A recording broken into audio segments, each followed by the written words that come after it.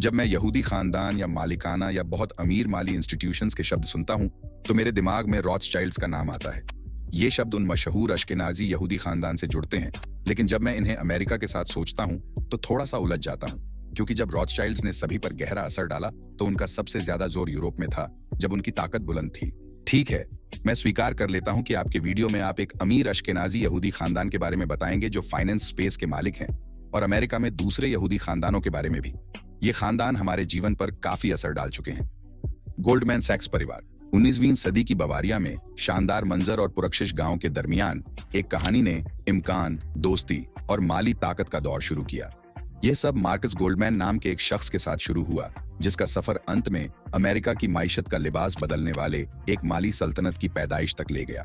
नौजवान Marcus Goldman का जन्म 9 दिसंबर 1821 को ट्रैपस्टार्ट में हुआ। उनका वालिद वोल्फ गोल्डमैन एक छोटे से किसान और गायों का दुकानदार था। गोल्डमैन परिवार मेहनती था, लेकिन उनके सपने बड़े थे। 1848 के इनकलाब के दौरान जब यूरोप में तब्दीली की लहर चली, मार्कस गोल्डमैन ने एक बहादुराना फैसला किया। उसने ठान लिया कि वह अटलांटिक महासागर को पार करके अमेरिका जाएगा, जो कि मौकों की जमीन थी। उसने इस खतरनाक सफर का आगाज किया। जब मार्कस गोल्डमैन अमेरिका आए तो उनका नाम अमेरिकन स्टाइल में बदल गया। उन्होंने एक गरीब पेडलर, रास्ते बेचने वाला के तौर पर शुरुआत की। वह बाजार की मसरूफ सड़कों पर अपनी घोड़ा गाड़ी के साथ घूमते रहते थे।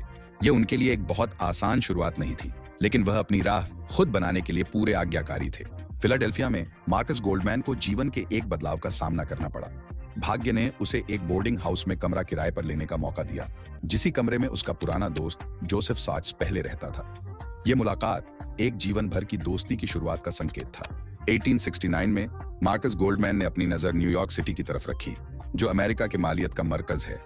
पाइन स्ट्रीट, लोअर मैनहट्टन में उन्होंने मार्कस गोल्डमैन एंड कंपनी को शुरू किया, एक ब्रोकर जो आईओयू पर विशेषज्ञ है। उनकी किस्मत जल्द ही चमक गई जब उन्होंने हर साल करोड़ों की कीमत की ट्रांजैक्शंस हैंडल की। 1882 में एक महत्वपूर्ण निर्णय लिया गया जब मार्कस ने अपने दामाद सैमुअल सैक्स को अपने कारोबार में शामिल करने के लिए बुलाया। उसके बाद उनका कारोबार का नाम एम गोल्डमैन एंड सैक्स रहा। दोनों खानदानों ने मिलकर मेहनत की और उनकी मेहनत से उनका कारोबार तरक्की की राह पर चला। हर साल वह करोड़ों की लेन देन को हैंडल करते और बड़े बड़े परियोजनाओं को पूरा करते। गोल्डमैन सैक्स ने वॉल स्ट्रीट के आधे हिस्सेदारों के बीच पसंदीदा बना। 1885 में मार्कस ने अपने बेटे हेनरी और दामाद लुडविग ड्रेफ्स को जूनियर साझेदार के रूप में लाया और कंपनी ने गोल्डमैन सैक्स एंड कंपनी का स्वतंत्र नाम अपनाया। यह कदम तेजी से सफल हुआ, जैसा कि 1896 में न्यूयॉर्क स्टॉक एक्सचेंज पर उनकी सूचीकरण से प्रमाणित होता है। जब मार्कस गोल्डमैन सेवानिवृत्ति पर गए तो उन्होंने अपने बेटे हेनरी गोल्डमैन और दामाद सैमुअल सैक्स को फर्म का नियंत्रण दिया। फिर 1904 में उनके बेटे आर्थर और पॉल ने हार्वर्ड से पढ़ाई करके फर्म में शामिल हो गए। यह नई पीढ़ी बढ़ गई कारोबार में। आजिम ने कंपनी को नए रास्तों पर ले जाने का फैसला किया, क्योंकि उन्हें ठोकर खाने की खुशी थी। उन्होंने कंपनी के पैसे का इस्तेमाल इलेक्ट्रॉनिक्स उद्योग में किया और लंबे निवेश की शुरुआत की। इस नए कदम से Sears, Roebuck and company, Underwood typewriter company, BF Goodrich और एफडब्ल्यू वुलवर्थ जैसी प्रसिद्ध कंपनियों ने सफलता प्राप्त की। गोल्डमैन सैक्स की विरासत हेनरी की नस्ल से भी आगे बढ़ गई। तीसरी पीढ़ी ने इस परिवार को अमेरिकी आर्थिक प्रतिष्ठान में और मजबूत किया। इनके बच्चे, जो अपने बुजुर्गों के सिखाए हुए सिद्धांतों का पालन करते रहे, गोल्डमैन सैक्स के माध्यम से अमेरिकी आर्थिक परिदृश्य को आकार देते रहे। गोल्डमैन सैक्स परिवार की कहानी एक मिसाली अमेरिकी कहानी है, जो हिम्मत, नई सोच और बेहतरी की तलाश से भरी हुई है। ये कहानी उन मेहनती और मजबूत इरादों वाले प्रवासी परिवारों की गवाही देती है, जो हर मुश्किल का सामना करते हुए अमेरिका की संस्कृति का हिस्सा बन गए। गोल्डमैन सैक्स वित्तीय नवाचार में अग्रणी था।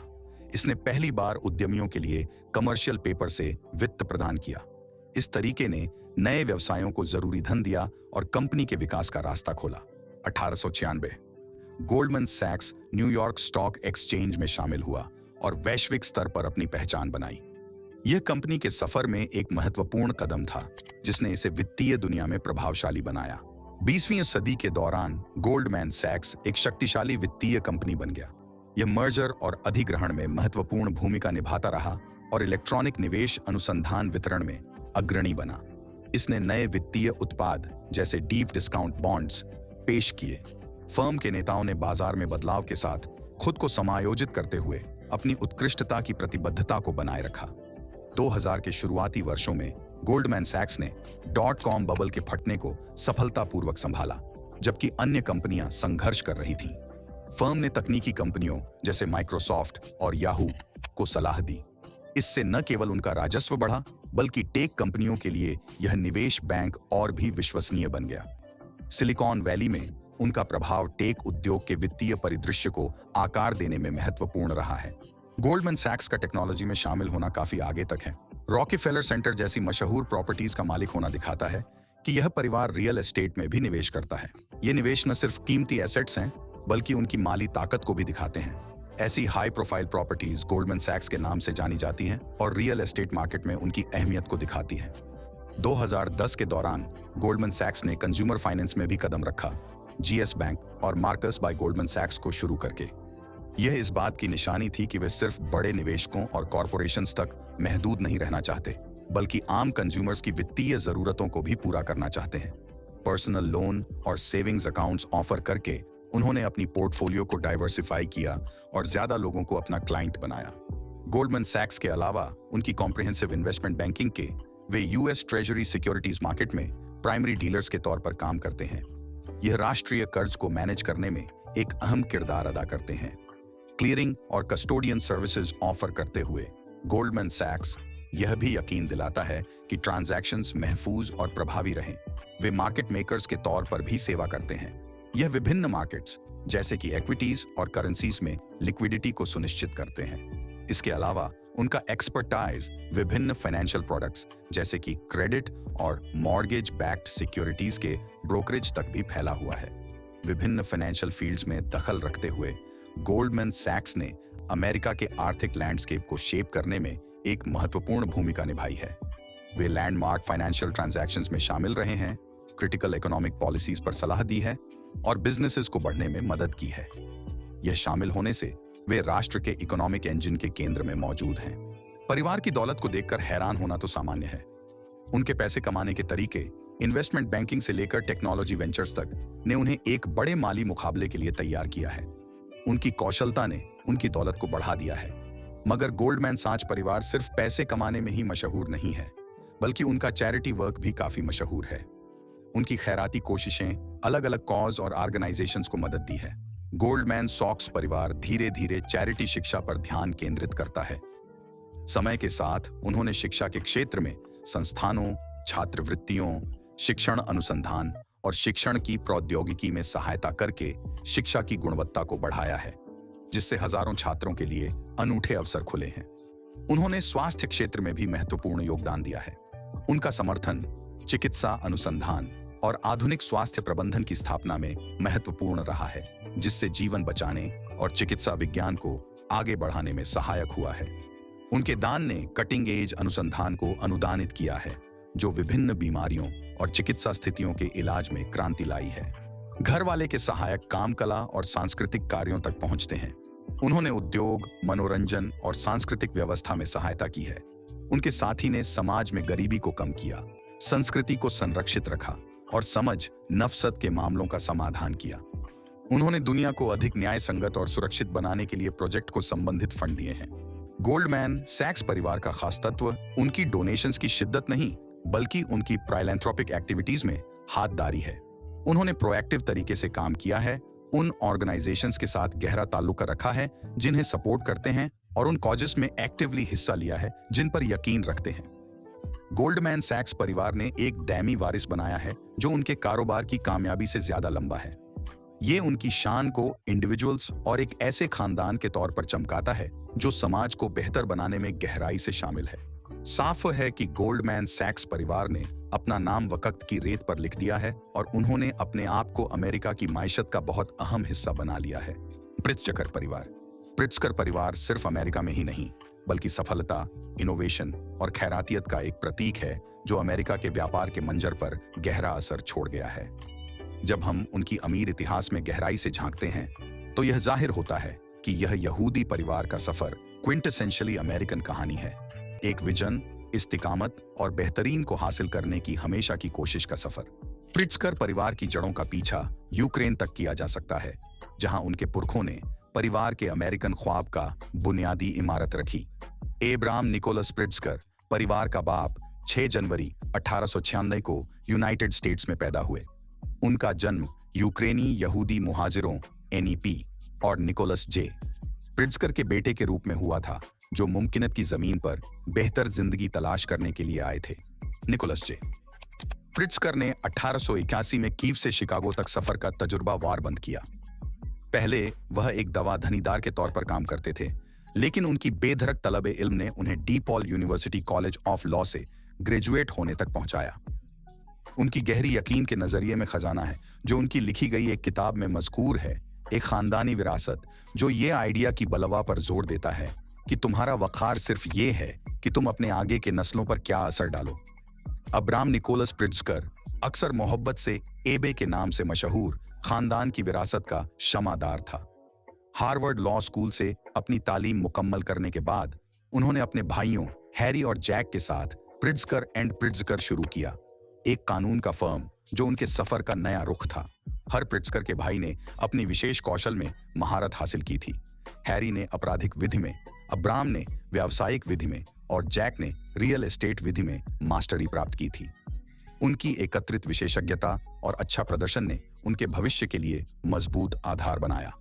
1930 के दशक में परिवार के इतिहास में एक महत्वपूर्ण परिवर्तन का मोमेंट था, जब अब्राम प्रिट्जकर आत्मविश्वासी और अनुभवी नए क्षेत्र में अपना रास्ता बनाते हुए अपने भाई जैक के साथ नए उद्यमों में गए। साथ मिलकर वे रियल एस्टेट निवेश और छोटे व्यापारों का पता लगाते रहे, ज्यादातर शिकागो शहर में। यह उनकी ज्ञान और समझ का प्रमाण था, जो उन्हें अवसर और अंतर्दृष्टि प्रदान करते। उस समय हैरी प्रिट्जकर का वकील कार्यालय का निगरानी करना जारी रहा, जो बाद में एक इन हाउस एंटिटी में तब्दील हुआ, जो सिर्फ प्रिट्जकर खानदान और उनके तेजी से बढ़ते हुए कारोबार के जरूरतमंदों की खिदमत करता था। प्रिट्जकर भाई धन जमा करने में शानदार कामयाबी हासिल की। उनके अक्लमंदाना माली योजना का शुक्रिया। उन्होंने ऐसे ट्रस्ट्स कायम किए जिनसे उन्हें अपनी कमाई को निजाम से मैनेज और तकसीम करने की मकसदगी मिली।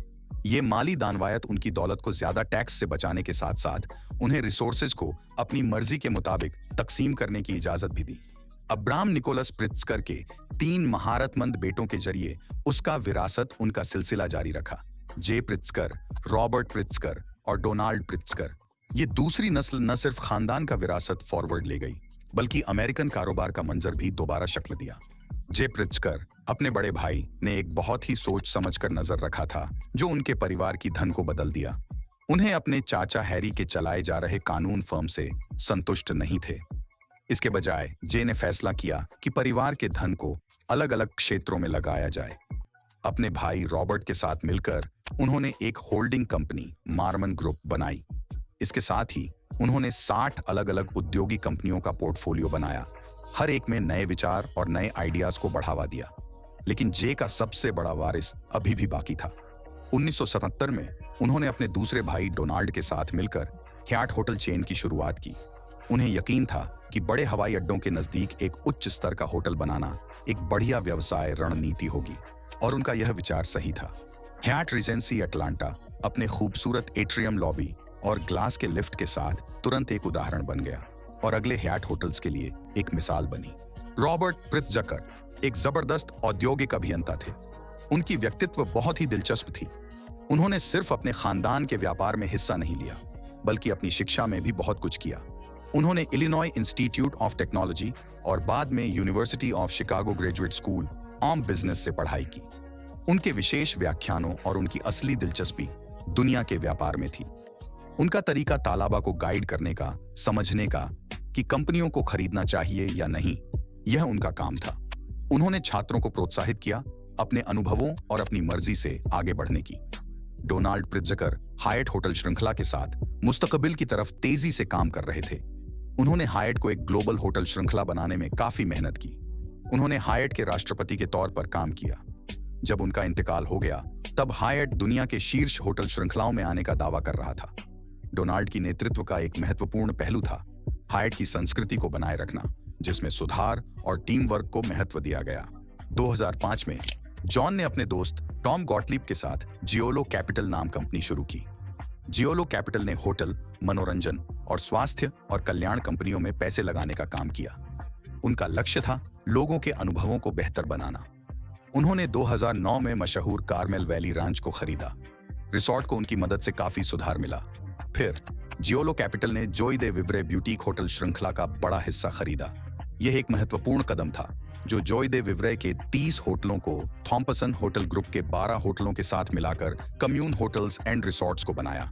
अक्टूबर 2011 में जॉन प्रित्जकर और जेसन पोमेरैंक सह मुख्य कार्यकारी अधिकारी के रूप में कंपनी का प्रबंधन किया और कंपनी को बड़ी तरक्की के दौर में ले गए। 2012 में कम्यून होटल्स ने 46 होटलों का संचालन किया और 450 मिलियन कमाए। उनकी लग्जरी और असलियत के अनोखे संयोजन ने उन्हें आतिथ्य उद्योग में अलग बनाया था। जनवरी 2016 में कम्यून होटल्स ने डेस्टिनेशन होटल्स के साथ मिलकर टू रोड्स हॉस्पिटैलिटी का गठन किया। यह नया समूह एक बड़ा नाम बन गया जिसके पास 97 से ज्यादा होटल और $2.3 बिलियन से अधिक की वार्षिक कमाई थी।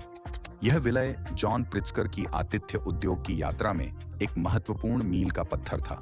पेनी प्रित्जकर, डोनाल्ड प्रित्जकर की बेटी, प्रित्जकर परिवार की विरासत में एक मजबूत शक्ति है।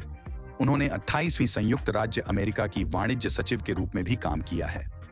1987 में उन्होंने क्लासिक रेजिडेंस बाय हयात को शुरू किया जो बाद में वी के नाम से मशहूर हुई। यह प्रोजेक्ट वरिष्ठ नागरिकों के लिए उच्च स्तरीय आवास प्रदान करता था जो पारंपरिक नर्सिंग होम्स से अलग था। शुरुआत में इस प्रोजेक्ट को काफी मुश्किलें आईं और नुकसान हुआ, लेकिन अच्छी मार्केटिंग और साउंड मैनेजमेंट से पेनी ने इसे सफल बना दिया। पेनी का असर सिर्फ वरिष्ठ आवास तक नहीं रहा। 1991 में उनके चाचा जय प्रित्जकर ने उन्हें प्रित्जकर परिवार की गैर होटल भूमि संपत्तियों का निदेशक बना दिया। यह प्रित्जकर रियल्टी ग्रुप की शुरुआत थी जो अपार्टमेंट बिल्डिंग्स, शॉपिंग सेंटर्स और यहां तक कि ऑर्लैंडो, फ्लोरिडा में बाल्डविन पार्क पड़ोस को विकसित करने का काम करता है। J.B. प्रित्जकर ने राजनीति में कदम रखा और अच्छा प्रदर्शन किया। इससे उनका परिवार अमेरिकी राजनीति में अधिक प्रभावशाली हो गया। उन्होंने डेमोक्रेटिक पार्टी के साथ अच्छे संबंध बनाए और कई सालों तक सक्रिय रहे। 2018 में उन्होंने इलिनॉय के गवर्नर के लिए चुनाव लड़ा। उनकी जीत से वे इलिनॉय के 43वें गवर्नर बने, जिससे उनका परिवार राष्ट्रीय स्तर पर प्रभावी हो गया। उनकी सफल राजनीतिक करियर ने परिवार के मुख्य व्यक्तित्व को राष्ट्रीय स्तर पर प्रकट किया। उन्होंने लोगों को जोड़ा, मानवीय मुद्दों का समर्थन किया और उन्हें व्यापारिक हितों से अलग मुद्दों में भाग लेने की अनुमति दी। प्रित्जकर परिवार ने अपना धन अलग अलग व्यवसायों में बांटा है। इससे वे चुनौतियों से सामना कर सके और नए अवसरों में लाभ उठा सके। उनकी साहसिक और नवीनतम दृष्टि ने उन्हें व्यवसाय में सफल बनाया है। उन्होंने कानून, व्यवसाय, मेहनत और विभिन्न निवेश से अपनी संपत्ति को मजबूत बनाया है, जिसका प्रभाव विभिन्न उद्योगों पर पड़ता है। अनुसंधान के माध्यम से प्रित्जकर परिवार ने अपनी संपत्ति की सुरक्षा और वृद्धि को सुनिश्चित किया है। वे अमेरिका के धनी परिवारों में शुमार हैं और अमेरिकी अर्थव्यवस्था में अहम भूमिका निभाते हैं। इससे पता चलता है कि प्रित्जकर परिवार ने अपना धन सही तरह से उपयोग किया है और अपनी संपत्ति को मजबूत बनाया है। वे एक सफल उद्यमी परिवार हैं जिनका प्रभाव अमेरिकी अर्थव्यवस्था पर पड़ता है। फिशर परिवार काफी मशहूर है और उनकी कहानी बहुत दिलचस्प है। वह अमेरिका में सैन फ्रांसिस्को में रहते थे। डोनाल्ड जॉर्ज फिशर और डोरिस ली फेगनबाम फिशर उनके मुख्तलिफ हिस्सों में से एक हैं। डोनाल्ड 1928 में पैदा हुए और डोरिस 1931 में। दोनों का ताल्लुक एक यहूदी खानदान से था। डोनाल्ड सबसे बड़ा था उन 3 भाइयों में जो एलीन फिशर और सिडनी फिशर के बेटे थे। वह एक माहिर कैबिनेट मेकर थे। डोरिस का खानदान न्यूयॉर्क से था और उसके 2 भाई और एक बहन थी। डोनाल्ड का सफर शुरू हुआ यूनिवर्सिटी ऑफ कैलिफोर्निया, बर्कले से, जहां से उन्होंने बिजनेस प्रशासन में डिग्री हासिल की। उन्होंने नेवी रिजर्व ऑफिसर के तौर पर भी काम किया। फिर वह अपने खानदान के व्यापार में शामिल हुए, जो कैबिनेट मेकिंग फर्म था। उन्होंने अपने सफर में बहुत कामयाबी हासिल की और उद्यमी बन गए। 1960 में एक महत्वपूर्ण समय था जब डोनाल्ड फिशर ने एक होटल को ठीक करने का काम शुरू किया। उनका एक फैसला एक नया व्यापार विचार लाया, लेवाइज के दीवार। उन्होंने लेवाई स्ट्राउस एंड कंपनी को एक जगह किराए पर देने का फैसला किया था, जो बाद में अमेरिकी फैशन खुदरा उद्योग को बदल दिया। 1969 में पहली गैप की दुकान ओशन एवेन्यू, सैन फ्रांसिस्को के सिटी कॉलेज के पास खोली गई। दुकान सिर्फ लेवीज कपड़े और लॉन्ग प्लेइंग वाइनिल रिकॉर्ड्स बेचती थी, जो नौजवानों को आकर्षित करने के लिए नया था। दुकान का नाम द गैप था, जो जनरेशन गैप के बाद से था, और उन्होंने अलग अलग साइज की जीन्स भी ऑफर की, जो तब के लिए नया था। दुकान में रिकॉर्ड्स और टेप्स भी बेचे गए थे ताकि नौजवानों को खुश किया जा सके। 1972 में फिशर्स ने गैप लेबल को पेश किया, जो खुदरा श्रृंखला को अपने नाम का ब्रांड बनाने का पहला कदम था। गैप की कामयाबी ने 1973 में आईपीओ को लेकर पहुंचाया और वहां से फिशर परिवार का व्यापार बढ़ गया। उन्होंने बनाना रिपब्लिक को भी खरीदा, एक छोटी सी मेल ऑर्डर कैटलॉग व्यापार, और ओल्ड नेवी को लॉन्च किया, जो सिर्फ 4 सालों में एन अरब की बिक्री तक पहुंची। डोनाल्ड फिशर ने सीईओ के तौर पर 1995 तक काम किया, फिर बोर्ड के चेयरमैन के तौर पर 2004 तक, और उन्होंने अपनी वफात तक कंपनी निदेशक और चेयरमैन एमेरिटस के तौर पर काम किया। फोर्ब्स ने 1999 में उनकी मालियत को 4.3 अरब करार दिया था। डोरिस फिशर अपने शौहर की कामयाबी से प्रेरित होकर खुद भी बहुत अहम बन गई।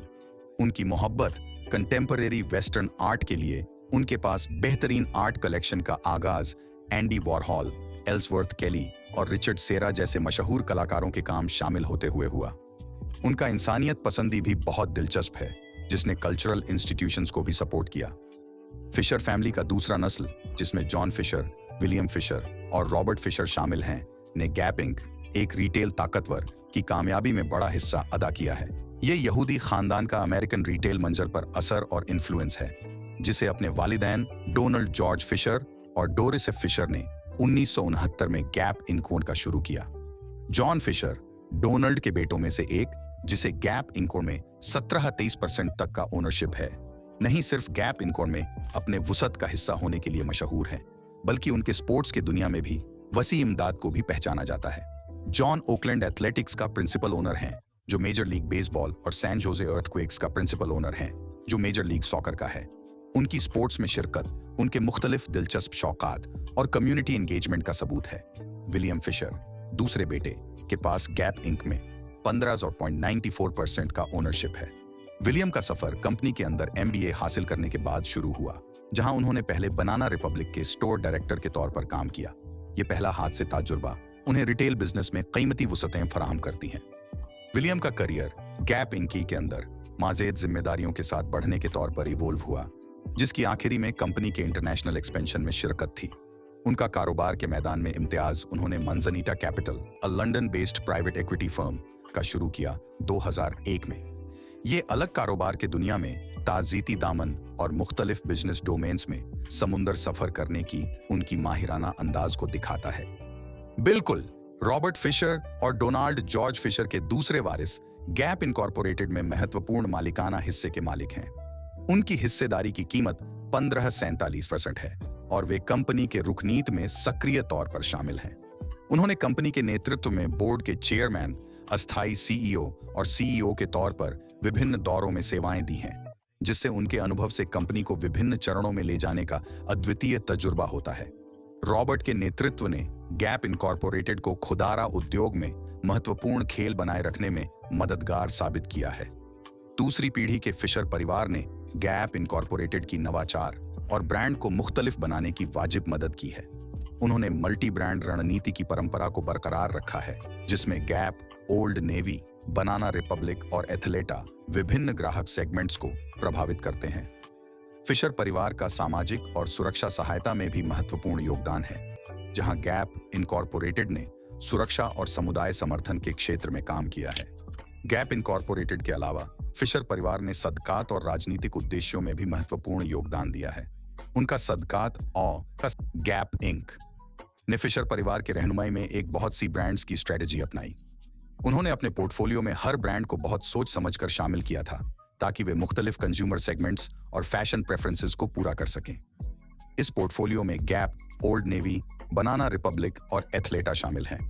ये डाइवर्सिफिकेशन स्ट्रेटजी उनकी एडेप्टेबिलिटी और लॉन्ग टर्म कामयाबी को यकीनी बनाती है। गैप इंक ने अपने प्रोडक्ट ऑफरिंग्स को मकसदमंदी से मुख्तलिफ बनाया। कैजुअल पहनावा से लेकर एथलेजर तक उन्होंने फैशन इंडस्ट्री के मुख्तलिफ निचेस में दाखिल किया। ये डाइवर्सिफिकेशन कंपनी को एक व्यापक रेंज ऑफ कंज्यूमर प्रेफरेंसेस और डेमोग्राफिक्स को कैप्चर करने की इजाजत देती है। गैप इंक हमेशा से दुनिया भर में सबसे बड़े और असरदार रिटेलर्स में से एक रहा है, जिनके हजारों स्टोर्स 43 मुल्कों में मौजूद हैं। उनकी इंडस्ट्री में लीडरशिप ने रिटेल प्रैक्टिस, मार्केटिंग स्ट्रेटजीज और कॉर्पोरेट रिस्पॉन्सिबिलिटी के लिए स्टैंडर्ड सेट किए हैं, जिससे उनका रिप्यूटेशन एक इंटरनेशनल रिटेल पावर हाउस के तौर पर मजबूत है। गैप इंक यूनाइटेड स्टेट्स में एक बड़ा रोजगार देने वाला है। अर्ली 2023 तक तकरीबन 95,000 लोगों को रोजगार दिया गया था। ये सिर्फ नौकरियां फराहम नहीं की गईं, बल्कि मुख्तलिफ कम्युनिटीज में लोकल इकोनॉमीज को भी तरक्की दी है, जिससे फिशर परिवार अमेरिका की माइजात के पहलू में एक अहम बुनियाद बन गई है। उनका कायम कदीम फैशन, रिटेल और फिलैंथ्रोपी में बिना शक उनका मकाम अमेरिकन बिजनेस हिस्ट्री के कैलेडोस्कोप में दुरुस्त करती है, जिससे उनका नाम वक्त के रेत पर मौजूद होता है। एक मुल्क में जो लाखों लोगों और खानदानों के ख्वाबों, एक देश जो कई लोगों और परिवारों के सपनों पर बना है, इन परिवारों की कहानी दिखाती है कि मेहनत, नए विचार और सही सिद्धांतों के साथ क्या हासिल किया जा सकता है। मुझे उम्मीद है कि आपको यह वीडियो पसंद आई होगी। अपनी स्क्रीन पर किसी भी कार्ड को क्लिक करें और ऐसा और कंटेंट देखें। मैं आपको वहां मिलूंगा।